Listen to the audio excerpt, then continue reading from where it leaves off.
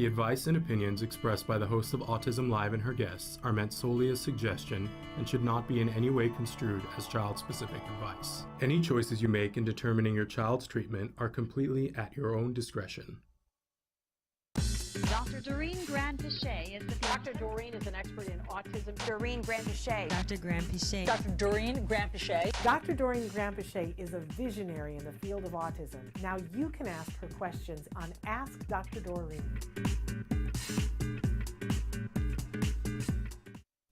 Good morning and welcome to Ask Dr. Doreen. I'm Shannon Penrod and Dr. Doreen Granpeesheh is here with us. Good morning. Good morning. I'm so excited to be here with you this morning.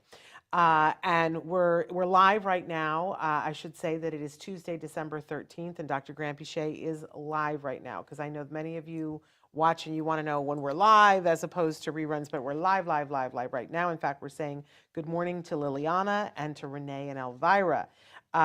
So thrilled that you guys are here with us.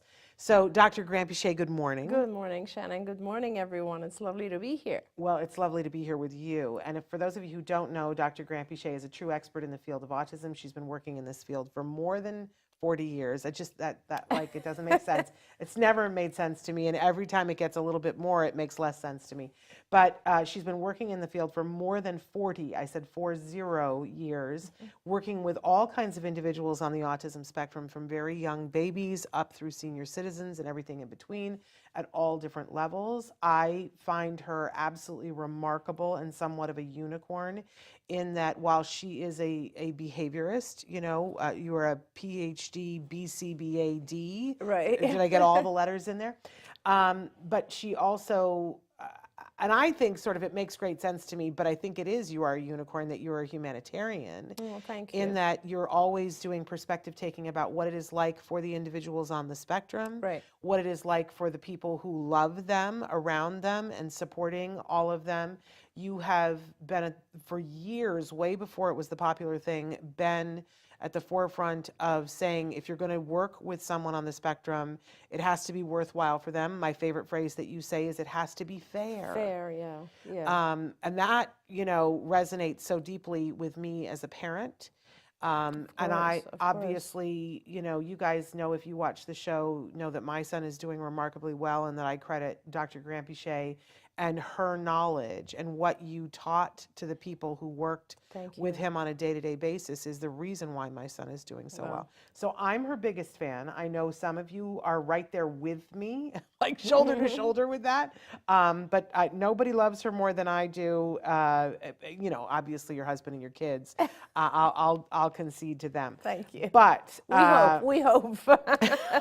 I know all of them, and they do. But we're saying good morning to Susie B, and we're looking forward to seeing you later on today. And we're thrilled that you guys are here with us live. We are live. We're taking your questions live right now on Facebook, YouTube, Twitter, and about a dozen other sites. Traven's going to show those on the screen to you. He's been showing them to you. I want to remind all of you that we love it when you subscribe. And there are different ways of subscribing. If you're on the Autism-Live site, which is still very functional, there is a place there to subscribe to a mailing list. The easier one, the better one, the faster one is when you are on autismnetwork.com. There is after you're on for about 6 seconds, a pop-up pops up, and you either have to exit or, you know, or you decide that you're going to subscribe. That instantly goes onto the mailing list. The other one I have to do by hand. Oh, I see. So then you're having to deal with how slow I am. But then we've started the newsletters again. We had suspended those during the pandemic, but we've started the newsletters again. And I'm really proud of the fact that when you open our newsletters, you get codes for money off of some really amazing toys. I'm in love with this Mosey thing, you guys. Because look, you know, you sit and hold hands with your kid and then you pass this back and forth. Oh, how cool. Let's do that. I am like ridiculously fond of this. Ooh, Isn't that fun? And that is fun. Yeah, it's better if you're closer to each other, That and then is you very can cool. manipulate it a little more. But so fun, and you can play all kinds of games with this because it pops up into a ball, and you can do all kinds of things with it. Traven and I had such a good time with this the other day, and he was saying, I don't know how to get it back to the thing. And I said, there's this moment when you think it'll never, oh no, it's like the slinky gone awry and it'll never go back. And I said, you know, you stick your finger in, and there's always a moment where you go, it's not going to work, and then it snaps. That That's to me awesome. is sort of fascinating. But anyway, so I don't know how I got off And what on is this called? That's called the mosey. Okay, great. And it's they say you just mosey along with it. I'm gonna need one for my I know. That's kid why I that I'm got it out. seeing. That's Yeah, why I got that's it out. awesome. And I have many other toys. Speaking of which, you guys, if you haven't already, if you're interested in toys, and you should get the newsletter because there's a 5% off code for Oh, this right perfect. now. Yeah. And anything else that Fun in Motion Toys does. There was also a 5% code off of the smart felt toys too, which are great for developing speech. So all of those things are part and parcel of our toy guide, which is available right now on the website. If you go to autismnetwork.com, click on the toy guide. If you hold down on that, two things will happen. If you hold down for a while, it'll take you directly to a site where you can choose all the age ranges, or there's a drop-down menu if you want to just, that you're looking for something for a baby, then you can just click on the baby and go there. I always like to say to people, start with the age of the individual, but then look in every other category. Because Yeah. you know what category this is in? It's in the caregiver category. Oh, interesting. Because I put it in for the caregiver sensory, because it's a way for a caregiver to make a connection With the with their child. child. But this could be in the school age category, it could be absolutely, yeah. teen, tween, Yeah. adult. Yeah. So there's lots of toys like that that would fit in other categories, so do look around. And don't forget that this Sunday is our 10th annual Sensitive Santa Oh my event. gosh. I know. That came up fast. I know. It's really my favorite day of the year, you guys, and we're working so hard here to get everything ready. For those of you who've already registered, we've got you, and we're so excited about you coming. We hope that you arrive on time. It's at the Ed Asner Family Center, and it is a drive-through. Yep. But you do have the choice this year to get out of your car and take a quick picture with Santa Claus that's nice. socially distanced. Nice. And next year maybe we can do just in person. That's what we're hoping for. That'd be lovely, yeah. But we're still an abundance of caution. But if you have not gotten your tickets, we're almost sold out, you guys, but there are a few more tickets in a couple of different time ranges. You want to go to Eventbrite and go to Sensitive Santa Event 2022, and you will find us, and then you can register. The tickets are free, but you cannot come without a ticket, because we have to know who's coming Of course. for toys And and it so on gets and so forth. busy, yeah. It gets very busy. The elves are hard at work. They are. And I wish the cameras could see all the elves working over here. Yeah, Traven showed he had a camera set up the other day so that it would show, and I said, you showed the mess. Our, And our studio and our offices are just packed with toys oh, right it now. looks like Santa has exploded, Yeah. but I love that. Hello, Dark Angel, and hello, Our Journey, Cameron's New Life. We're so glad that you're all here this morning. So the starting topic this morning is tantrums. Great. Which I know everybody is, Really common, yeah. Yeah. And our first question this morning is, help, how do I deal with my son's tantrums? I feel like no matter what I do, it's wrong in someone's eyes. I'm terrified to go out anymore because I'm afraid he will have a tantrum and I won't be able to know what to do. Yeah. Which I think is a lot of how we've all felt. I felt Absolutely, that way on a absolutely. certain day, yeah. Yeah. And I often, right now I'm trying to write some stuff about how to deal with challenging behaviors. And I don't know, for parents, and I love the feedback and the opportunity actually right now to ask a lot of parents, I don't know if it's, on the one hand, I think a lot of parents just want to know right away, like, if I have a tantrum, how do I deal with that? Yeah. On the other hand, I know a lot of parents just in general want to know, like, what is the basis of dealing with all challenging behaviors, Yes, right? And I yes. don't know which one is easier to explain. It's the same thing. Yeah. But so I'll try to kind of give a little bit of a general answer, which will help with not just tantrums, but might help also with, in general, any behavior that is challenging, any behavior, period, right? So it starts with the idea of everything we do has a purpose. So when our child tantrums, it's our job to try to figure out what the purpose is. And in ABA lingo, we call that the function. And it doesn't mean anything other than the purpose, the reason. Why is the child doing that? And often when we do something, it's the purpose of it is because we're trying to communicate something, right? So You might have that toy, and I might want that toy. Now, in order to get that toy, I might hit you, I might grab it, I might run up to mom and cry, whatever behavior I have, all of those behaviors are not acceptable really, except for me asking you nicely and waiting for you to share it. So there's always an appropriate way to get what we want, and then a whole bunch of not acceptable ways, right? And that's true of everyone. It's not just our kids, it's true of us, right? If we want, let's say, more attention from our spouse, we might do a bunch of non-adaptive things, like, I don't know, throw a fit at home, demand their time, be rude, but whatever. Or we might ask in a very good adaptive fashion. So our job is to figure out when our kids do a certain behavior, why are they doing it? And I always like to use the easier way for parents, I think, is to say, if they had really good language and they had already learned this, what would they be communicating instead of throwing the tantrum? What would they be saying?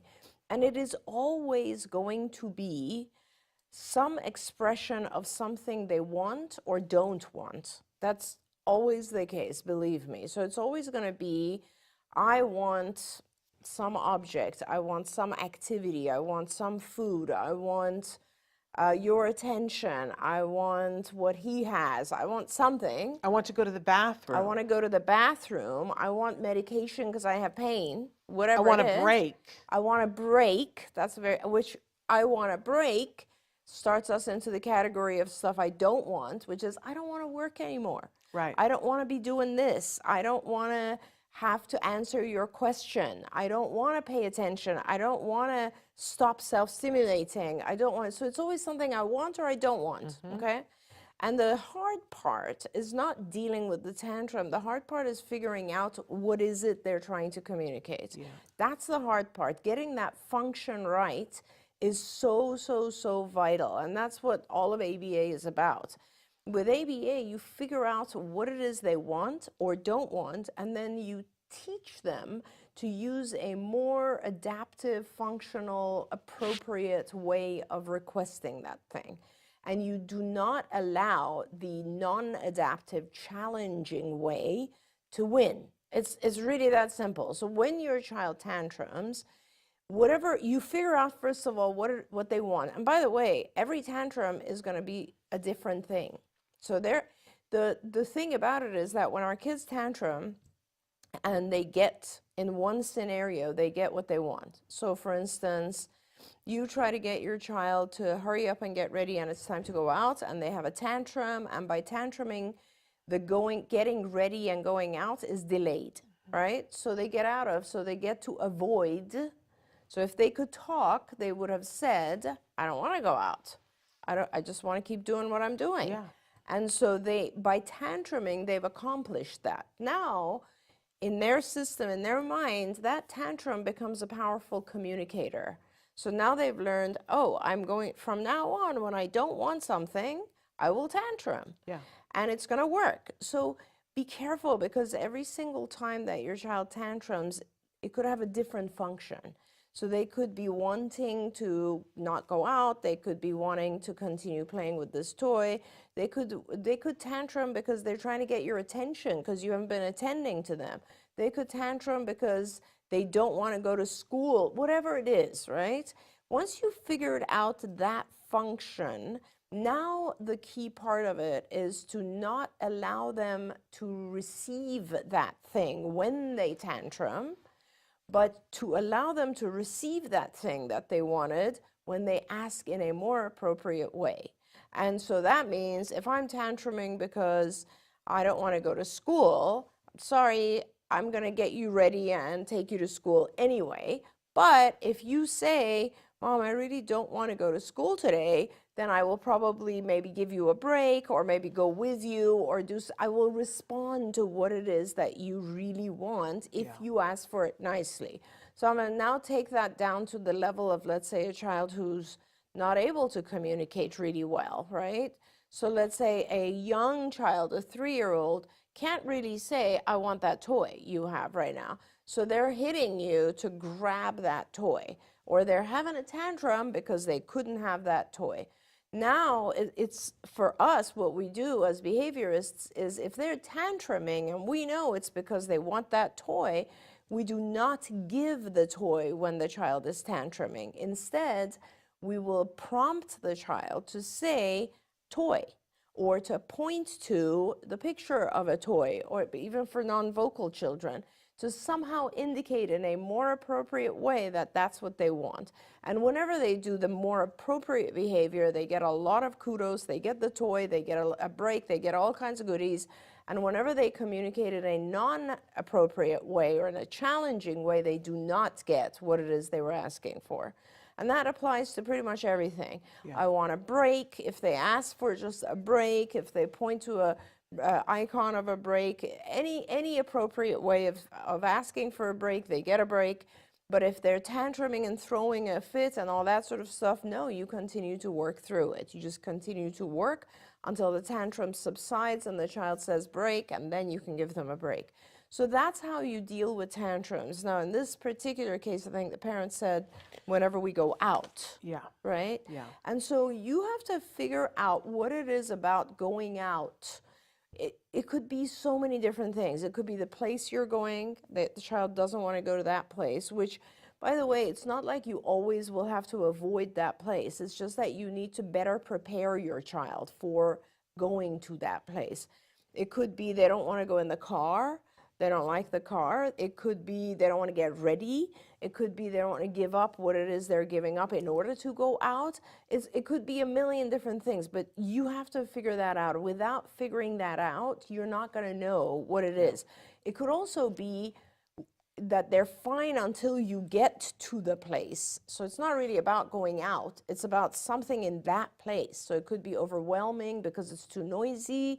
It's too stimulating, and there's too many people, there's lights and sounds. You think about what it is. That's the key to figuring out how to deal with it. And all of that is such good information, but I think Renee and Elvira has really hit on the thing here. They say during tantrums / meltdowns, I get so emotional and overwhelmed and freeze. Calming myself first is a big thing for me. And I think that's for a lot of us. That's for all of us. That's for all of us. Let me tell you, I always make fun of this because, you know, I've been doing ABA and some form of behavioral psychology my whole life, pretty much. And it was pretty easy with my first child and my second child. All of this worked, right? With my third child, there was nothing on earth that I could do to get this child sometimes to either calm down, go to sleep, whatever it is. And believe me, as a behaviorist who's been practicing and writing about this stuff forever, I would sit outside her room crying because I'd be like, oh my God, what am I doing wrong? And so this is a very, very normal thing, which is why it's helpful to have, if you have access to a BCBA, a board-certified behavior analyst, or someone with that level of experience and knowledge, to sit down with you and say, I know you are emotional right now, but the reason he's doing this is this. And there's a lot of ways that BCBAs, we figure out what that function or purpose is. Because we change the scenario multiple times and we realize, oh, every time we're going to Chuck E. Cheese, he has a meltdown. So it's got to be something with Chuck E. Cheese. We narrow it down and we figure out the appropriate purpose. I don't want to say something that's, blanket, but I think there have been a lot of studies suggesting that parents of special needs kids have PTSD. Oh, for sure. And I feel that a lot of us do. And, for me, Jem had a lot of tantrums, but the mother of all tantrums that I remember the most was when we were at a McDonald's. And it was one of those ones that had the play structure thing. And I took him there, and he was going to get to be there for quite a while. It wasn't like he only got to be there for 15 minutes, but it was one of those that I would be so anxious the whole time because he would be up in the tubes, and you have no control. Once they're up in the tubes. Because you know, like you're going to go in there after them. You right? can't. My fat took us in the, I could just I was like, oh my gosh, I'm going to get stuck in there. They're going to have to call the paramedics and, my kid is going to, but you worry about, because kids will bite other kids up there. Yeah. You worry, is your child going to Yep. do something to another child, or is another child going to do something to you? And sometimes there's older kids 100%. up there, like everything under the sun, right? And so I would sit there and be watching through the tubes the whole time and be at a heightened place Yeah. myself anyway. And then I would try to give him the countdown and say, okay, we're leaving in 5 minutes, you know, and not, but he got to a point where he understood that he was in control. Yeah. And that I could say, you know, Yeah. you've got 30 seconds to come down. And he, you know, he didn't have the ability to give me the finger, Right. but he essentially did I mean, that's behaviorally. yeah. Right. And so eventually he came down. I don't know how I lured him down, but I said, we have to leave right now. And he threw the mother of all tantrums. I had to pick him up. He was clawing and biting Yeah. and kicking and hitting. And I just remember going out the side door, Yeah. and the entire place was staring at us, and he was holding on to the door as I was trying to peel his right, fingers off as right. he's kicking me in the head. You know, I think I had him upside down carrying him to the car, and I felt like 2 cents. Yeah. I felt like, okay, I traumatized my child. I'm a bad parent. Oh. Everybody in there thinks I'm a bad parent. I don't have control. I don't feel proficient. Yep. And then the terrible thing was that it was probably, you know, I don't know that I ever brought him back to a McDonald's. I think we went to other play structures, but I went with a Just therapist. avoided that like scenario. Yeah, because I didn't, so I understand this parent saying, I don't want to go out because. Totally. Totally. But I will tell you that now, and I'm going to get emotional, in my life, there came a point when I felt proficient enough. I mean, obviously now my son is just such a joy and a treat to be around, and it never crosses my mind to be concerned about his behavior. Not ever. Ever, of course. And it's been that way for years. But I remember a time when he was like, I don't know, 11 or 12, where I realized, oh, I'm no longer afraid that To my take him child will places. have a tantrum. Yeah. Yeah. And it was such a yeah. relief and a release, and I felt competent that if something happened, like Yeah. I see that in you, Yeah. that you know, a child comes into your circle and I see competence, and that you know you're going to be able to handle it no matter what. Right. But when you're in the thick of it, Oh God, I know. it's so know. hard to know, I know. will I ever be proficient enough that I feel confident with my child? And that's devastating to a parent to is. feel. But Shannon, and believe me, I know this experience. Like I do know Yes. this experience, and that's where the sentence that I always say that you quote, which is it fair? Yeah. That's where that comes in, because if the scenario is made fair for the child, not Yeah. only will the child be more manageable and compliant, but you won't feel so much guilt about it. Yeah. The whole thing works when it's fair. And so a lot of times, like, we have to question our own rules, which is kind of like, you know, and we have so many of these rules. You think about it, like, oh, I have to go to McDonald's because that's where people take their kids to play on the play structures. Yeah. That's not true. That is not true. For your child, that it's not necessarily the right place to go at that time. He's not prepared. Perhaps you have to do a bunch of preparation before you approach that. There's so much stuff like that, you know, like, so I think instead of like going there and having that kind of an experience where it becomes so traumatic, my recommendation is to really try to do this in steps, in very small steps, where you can make sure that you go out to a location, get help, first of all, be prepared, read as much as you can about how to manage these types of behaviors. Always think in terms of what is your child thinking right now? Like, and this is another thing, any other child would also have a problem with leaving a preferred, any other child, but there's a difference. The difference is when you tell the other child, hey, we're gonna come back tomorrow. Right. They have a concept of that. They have a concept of, oh, we're coming back at some future point. And they also have this desire to not make you too mad. Yeah. And our kids don't necessarily recognize, oh, what I'm doing right now is going to really upset my mom. And they also don't have the concept of time. If there was a way where you could give your child a timer and that said, when this timer goes off, we'll be back here, I promise you every child has the capacity to wait. They just don't, they think you're taking them away forever. And also, the other part of it is they become hyper-stimulated to the point where they can't control themselves. They've now lost all control. And I was already in a state. And you're already in a state. Because I was worried the whole time. But I think that one of the things that really helped me that you guys did for me was that you gave me a job during the tantrum. And you gave me things like drop down menus to be thinking about, okay, you know, that the first thing when he would start to throw, like, first of all, you gave me a job before. If I saw it begin to escalate, or there was so much control in that, that I had things that you guys had given me that I could choose from to say, like, you know, to ask myself the question, what is it I think is going on right here? Is there anything extra going on? What do I think he wants? Is there a way that I can prompt him to ask for it appropriately? Like all of these things that I could do when I saw it. Can I give it to him? What will happen? Even the preparation of what will happen when this activity has to end. How am I going to manage that? Oh, exactly. And to have something to say, you know, not just say, okay, I need you to come down in 5 minutes, but to say, okay, we got 5 minutes, and then we're going to go do and have that be a preferred activity so that he was willing to disengage, that fair thing. But then if we got to the tantrum and the tantrum happened, that then my job shifted, that the first thing I needed to do was make sure that he was safe, that I was safe, that all the stuff and the people around were safe. That gave me something to do. And then to become like a court reporter.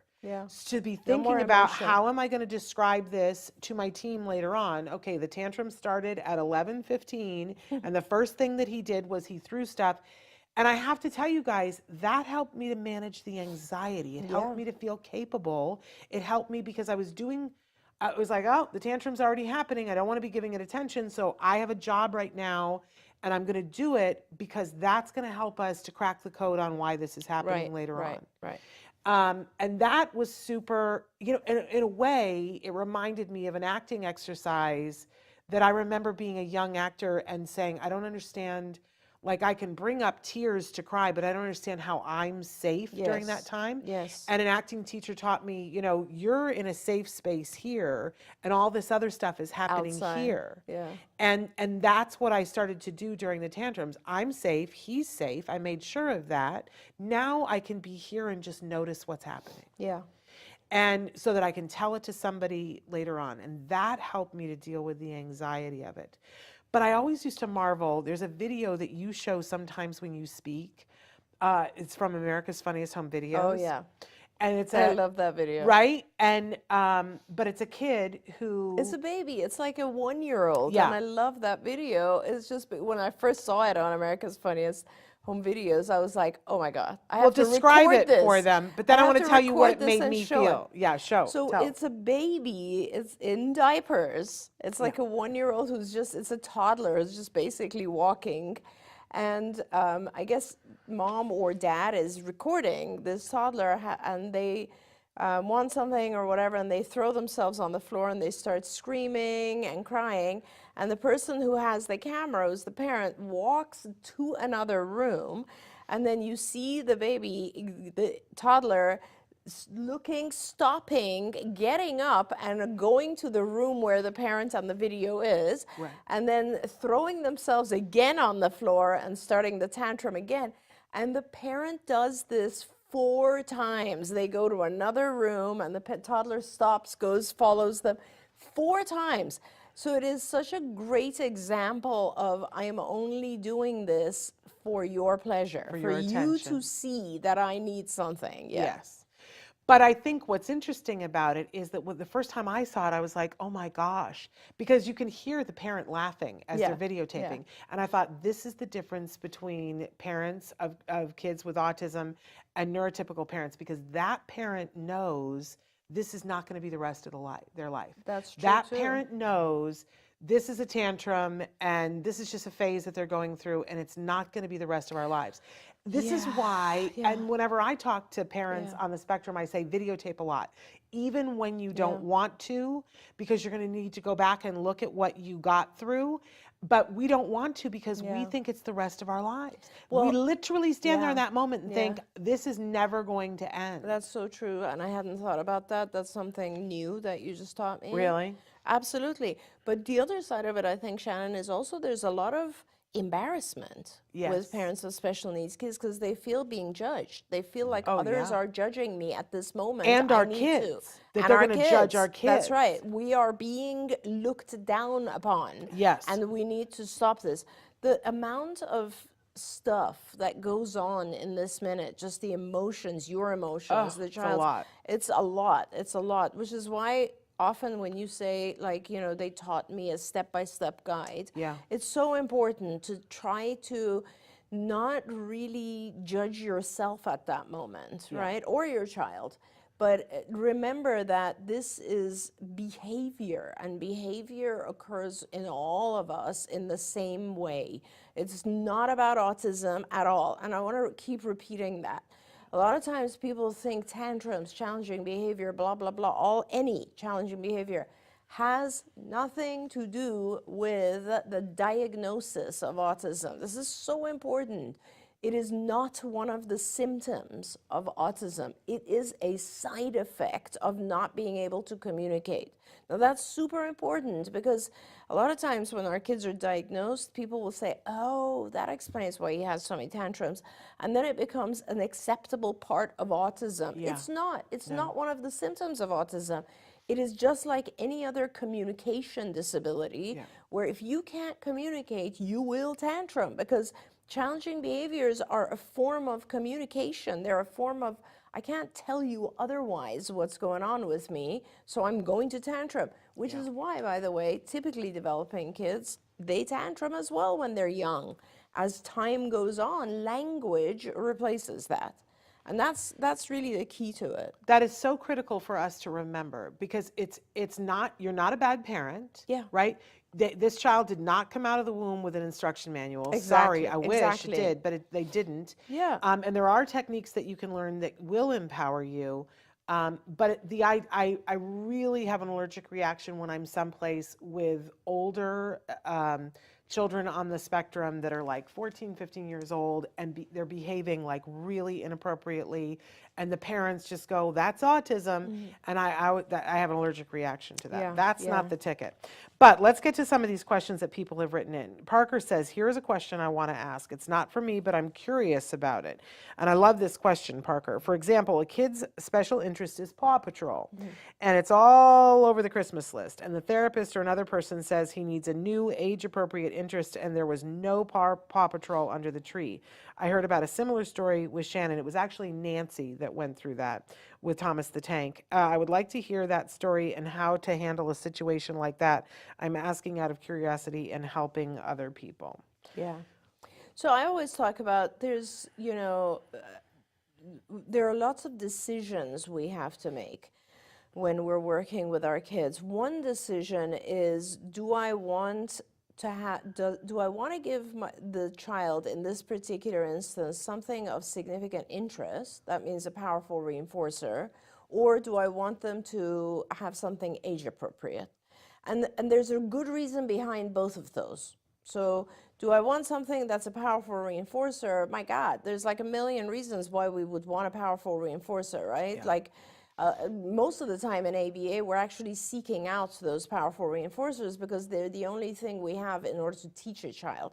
If you don't have a powerful reinforcer for a child, you can't teach them, period, because they will find other reinforcers, right? But when you have a powerful reinforcer like that, Paw Patrol, and you want to teach your child something difficult, it comes in very useful, very handy. So that's one reason for that. The reason for age appropriate is when you're at the point where you want to increase social skills with other children, peers. And if you're playing with Paw Patrol, but you're not playing with something that is more age appropriate, your peers will not be attracted to engaging with you. And that is the only reason. So you can have both. You can have Paw Patrol as the powerful reinforcer, but when it comes to peer interaction, you're going to want to have some things that are more age appropriate. These things, we have to remember, the age appropriate things are not reinforcers for that particular child. They're work. They're work. And that's okay, because once he has engaged with his peers using the appropriate toys, he can have a time on his own watching Paw Patrol. And that's, you know, it's true for a lot of us. I actually saw an old friend of mine yesterday, and it's funny because sometimes when I see friends who are my age, and we've known each other for a long, long, long time, we're very honest and transparent, and we talk about how, like, socializing doesn't have the same reinforcement value as it did when we were in our 20s, right?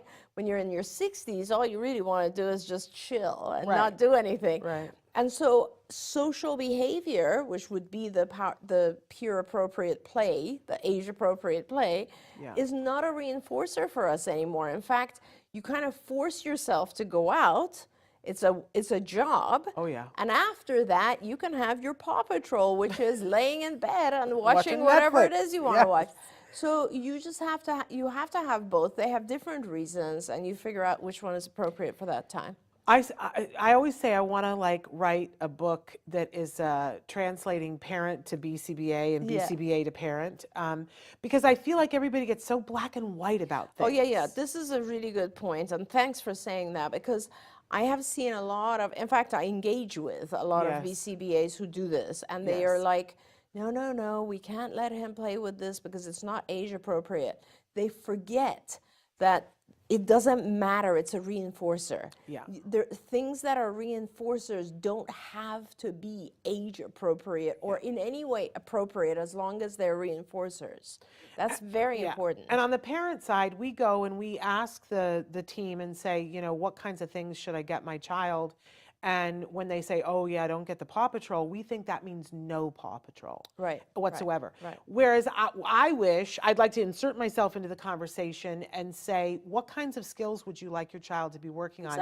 Here's the list of toys that would be good for them that are age appropriate, and we'll work with them, you know, to do that. And from the parent side, you know, that they could be saying, hey, you know, I know that the Paw Patrol thing isn't very age appropriate, but how could we take that and make it more age appropriate? Like, how could we work towards that? Like, so now there's one Paw Patrol toy that's the Paw Patrol toy, but then we have you know, a drawing pad where we're going to learn how to draw Paw Patrol. You can take a lot of stuff like that. You're right. Or Thomas the Tank Engine that, you know, okay, so we're going to get one Thomas the Tank toy, but now we're also going to get them a train set that's the HO that's a little bit older. Or we're going to get them a book about real trains. Yes. Or we're going to take them to Travel Town where they have real old trains. Okay, so... And you bring up a whole nother point, because you pointed out when Nancy was talking about Wyatt and how some of these things that are reinforcers,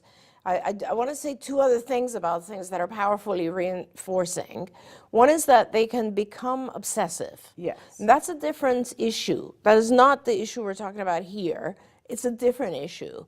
They don't always have to become obsessive if you can control them, but they can become obsessive. Yes. When something becomes obsessive, now it's part of the behavioral program to get you out of that obsession, which, by the way, also doesn't happen forcefully. It happens gradually, because when we have obsessions, there's a reason for those as well. They're not just, oh, this is part of the autism. No, the reason we have things that are obsessive compulsive is because we have anxiety, and these things give us a sense of control over our environment. They are familiar, there's something about different things that gives us a sense of control. So obsessions as a whole have to be taken away gradually or reduced gradually, otherwise our anxiety will shoot through the roof. So that's an important thing to remember. But the other part of it, Shannon, is like, you know, everything. Like a lot of parents would ask me, you know, his biggest so like I'll start with, what are some reinforcers? That's like the most important thing. You cannot do any kind of behavioral intervention. You can't do any kind of intervention unless you know what are the rewards, right? So what are the reinforcers? And parents will have a hard time listing them. Yeah. And I'll be like, well, what about like an iPad or playing on, and they'll say, oh yeah, he loves the iPad, but we're not really allowed to give that to him. That's not the case. That is what's really important to realize. You can give any kind of reinforcer as long as it is controlled, so it's not all day long every day, Yep. and as long as it's not harmful. Yeah. And the reason I say harmful is because as children, there are certain things that are harmful. For instance, sugar. As adults, there's a ton of reinforcers that we sometimes give ourselves that are harmful, such as alcohol. Alcohol is a very harmful reinforcer that a lot of people use. Yeah. Such as shopping, such as gambling. These are all harmful reinforcers. And we don't want our kids to learn harmful habits. So you start with teaching them you can have any reinforcer as long as it's not harmful and it's not obsessive. It doesn't take up your whole day. Right. And that's it. That is the key to it. And you know, so any so kind of glad you shared reinforcer is that. fine. And then, you know, but to Parker's point, if you've carried it out to the nth degree, which people do, because we want to listen, and we don't hear all the nuance to it. And so when people do, you know, when there is disappointment because something is not under the tree, how do you deal with that? Yeah, and I mean, disappointment is a different issue. The way I would deal with it is I would make sure there are some things under the tree I agree. that are pleasant for the child. Yeah. I mean, remember the whole purpose of Christmas or whatever you're celebrating, right, is that it's a day when you are giving your child free reinforcers. Right. I mean, that's what this is about. Right. So I would make sure there are things that are interesting, because realistically, putting stuff under the tree that the child has no interest in is like, for a typically developing child, buying them stuff they don't like. Right. So why would you do that? Yeah. You know? No, absolutely. Okay, our Journey Cameron's New Life comments that their son throws things and screams. That's communication. Yeah. He's telling you something. Yep. Yasmin says, hello, my son, 12 years old, when upset at school and sometimes home will curse at the teachers or aide. Sometimes he will hit and always apologize right after. They have been trying to teach him what he can say or do when he's upset. He becomes mad when he can't have something or when he has to do something he does not want to do. Once he said to the aide, I'm going to kill you, when he was mad. Yeah. So they're not doing a terrific job at it. I mean, maybe they are. I don't know. It might take a little bit longer at school. Yeah. But the concept behind that is that saying the words and apologizing is not a good plan. That's just not the intervention that should be. Apologizing is not going to be sufficient. And think about that.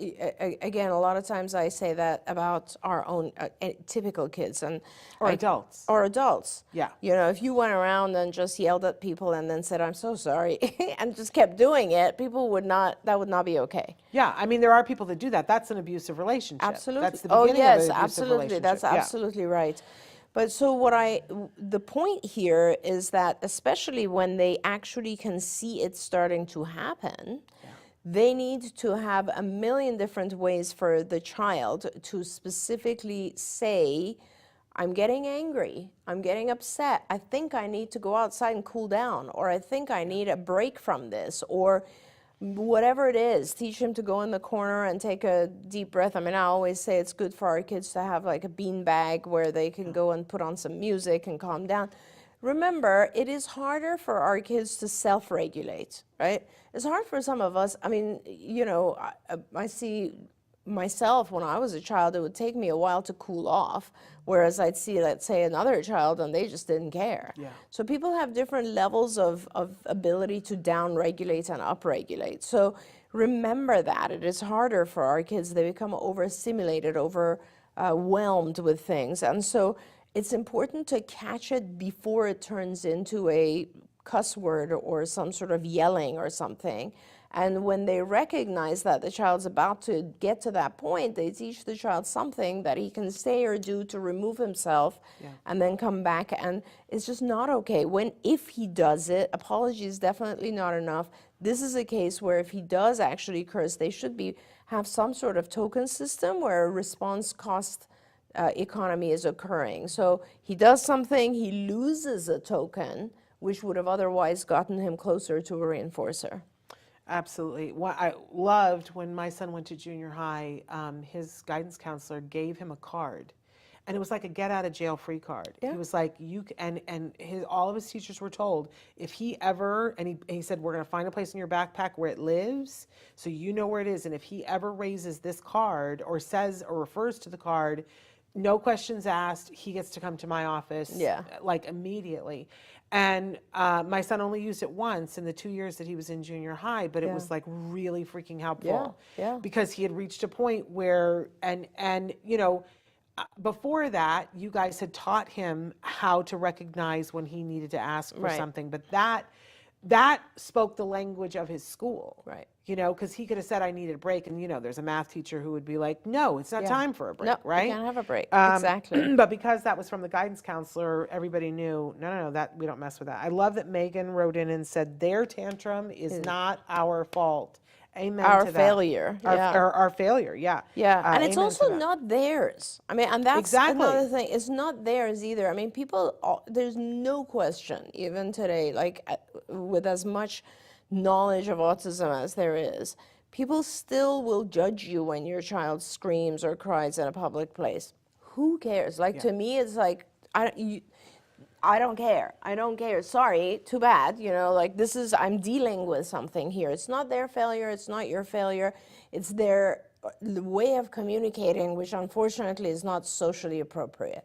And that actually is one of those really interesting key parts of why when individuals on the spectrum say, we don't need to be changed.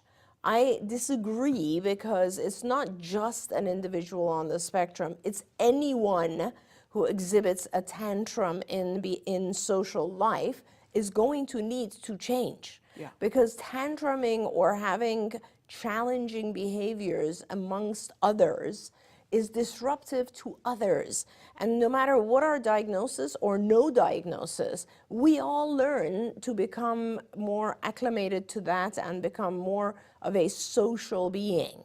And so, you know, that's the same thing. It's nobody's failure. It's just that they're taking a little bit longer to learn that this isn't okay. And we all have the right to learn.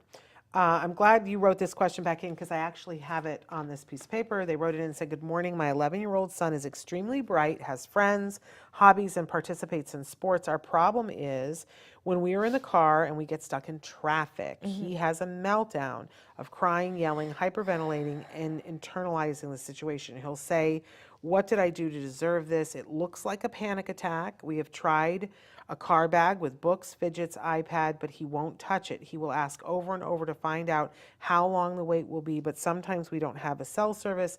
It's like he needs information, but even if we know, he still doesn't settle down. What can we do? Traffic is a part of life, and thank you. So I don't know why my first instinct is to tell you, are you sure that he needs the information?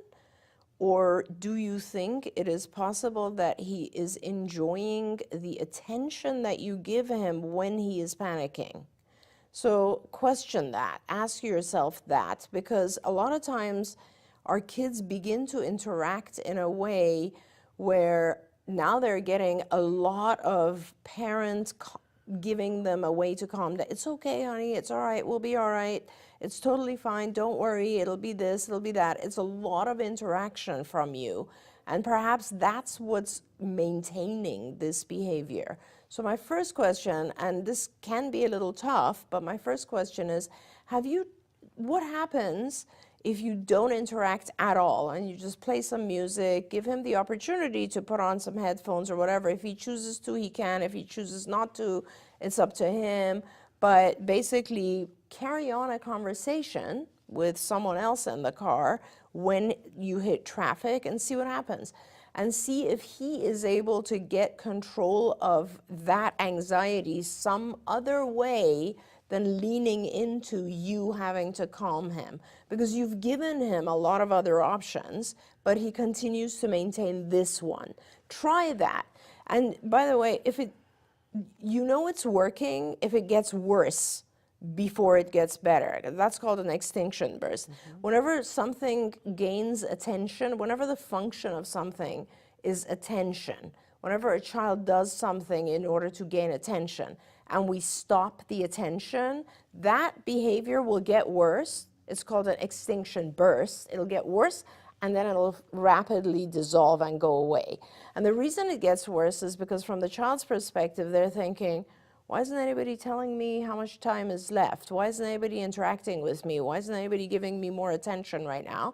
And then they'll be like, okay, so I'm gonna like act up a little bit more to get that attention. And once they do and you still don't give the attention, they're like, I better figure something else out here because I need to kind of engage myself some other way. So that is one possibility, is that he's doing it for the attention. The other thing is, you know, I mean, you've done everything, honestly. You've given him a way of knowing. Perhaps he's 11 years old, so perhaps you want to actually show him a map, give him maps on the phone, and let him see when it turns orange. So there's some predictability, so he knows we're going to be sitting in traffic for a little bit, and hey, isn't this cool? We can do all these other things while traffic is happening. You've given him a lot of good things here. I like that you've given him like books, fidget stuff, iPad, but you know, if he chooses not to approach that and he chooses to just engage with you, then that tells me it's the attention that he's looking for a little bit. Yeah, he sounds like a kid who might like a GPS watch for Christmas. That honestly, or just like actually teaching him how to understand what's on the Maps app, you know, because that helps you, and he can actually look at it himself and see that there's 20 minutes left. In fact, if you use Maps or Waze, they both tell you how much time in traffic. Yeah. So. And I got to say, too, there's a set of headphones in the toy guide that are called Leap Pod Max. It's from Leapfrog. I love these headphones because you can use them with a Bluetooth so they can play their own music. And they're kind of, you know, they look like Leapfrog in that they're white and they have green details on them. They're kind of cool looking. So you could use them for older kids, but so you can listen to anything that you want, but it also comes pre-programmed with a bunch of meditation things about breathing. I love that. And, oh my and gosh. Here's the thing that I love the most about them. They are factory preset, so you can't turn the volume up so hard that you could hurt your ear. Wow. Which a lot of our kids, that's a concern, right? So I think that's a great thing to have on board in the car before the traffic, right? Absolutely. Instead of waiting for the traffic, that we're going to get in the car and we're going to be in as calm of a state as possible. Absolutely. But honestly, Shannon, I think some of our kids, like, you know, a lot of kids, they're into geography, they're into maps, they're into things like traffic. So I don't know that in his case, it's enough to avoid it. I think, in fact, like just teach him how to, if he wants to know how much more time, teach him how to figure that out. You know, and just you stop talking about it and you stop trying to calm him down. I love that. But I do, by the way, thanks for talking about all these toys, because every toy you're telling about, I'm like, I want a copy. I want that for my kid in Saudi. I know. They're no, that's, everybody check out the toy guide. We picked them because they're really good. We haven't had a chance this year because you've been away. That's For right. you to play with the toys. I'll give you a tour of the toys. There's some good stuff. Okay, how to control no reason laughing, please guide. Yeah, so you should join us when we do a segment, or if we have our dear friend Julie Matthews or some other nutritionist on the show with us, because no reason laughing from a behavioral perspective is one of those tactics where our kids kind of delay things. They just want to delay, but more often my experience has been that it is yeast related, and I've seen that, believe me, a lot. And I've seen a lot of kids they look drunk. They look like they're walking around and they're just giggling. They even will smell like brandy sometimes in their mouth, or their heads or their feet will smell like fresh baked bread. You can smell the yeast. Well, I would definitely do a rule out of yeast issues, so which essentially means that you'd want to see a functional medicine physician or a nutritionist or a dietitian, and they can help you, first of all, test for and see if there's excessive yeast. That's a stool test that you can do.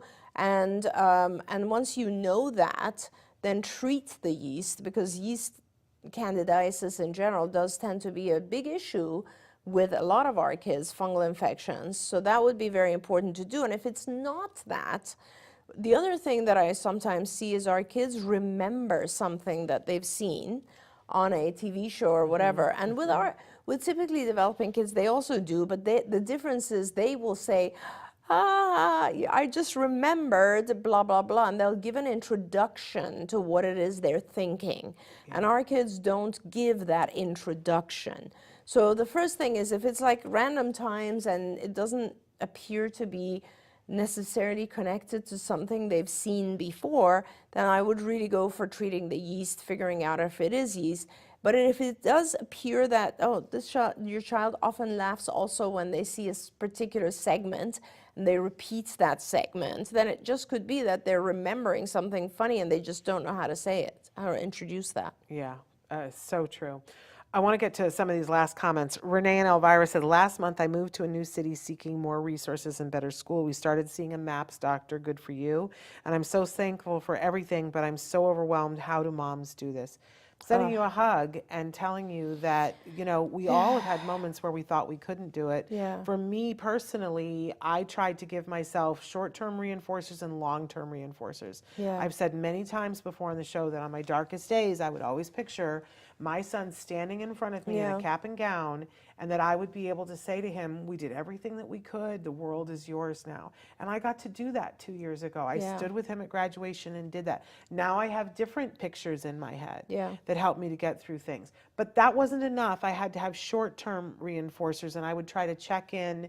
I had like a yearly thing that we would do, and I would think, oh my gosh, you know, we're so much better than we were a year ago, because it's hard, and you have to have, you know, friends and people around you, and people to fill your bucket to inspire you more. But it's hard. You've seen it much more very, than I very, have. very hard. And I want to say, just, you know, for a moment, for parents who don't get to enjoy the long-term reinforcer, whose child doesn't get to graduation, I want you to remember that to begin with, you're a different category than the parent of the typical child. And that's important, because you're not, so, you know, I think of all parents of kids, it's a hard thing anyway, but some of us are sitting in the village and we're dealing with, you know, making the village a more livable place. And some of us are on the front lines, and you're the warriors. You're the people who were given this task. And don't mistake, your job is never going to be as easy as the job of a neurotypical child's parent. It's just not. It's a different job. And it's a harder job, there's no question, at least for now when they're a child. You never know with neurotypical kids. I mean, you know, a lot of parents of neurotypical kids deal with very, very significant issues when their child is a teenager, or who knows, when an illness might attack or whatever it is. We all have those things. But your job, at least in the beginning, is a tougher job. You are the warrior. You have been given that task, and you can do this. You are going to get through this. There are other parents like you who have. You don't have to be perfect at it. You do the best you can, and it just is part of the job. You know what I mean? A lot of times I think as parents we get tired and we just want to throw the towel in. And you can throw the towel in for a day or two. But the fact of the matter is, and you can get help and so on. But I think parents, and I always say this because parents are the reason I stay in this field for so many years. You are warriors. You're warriors. That's who you are. And the sooner you recognize that, the better, because you're going to continue to be a warrior, even if your child recovers.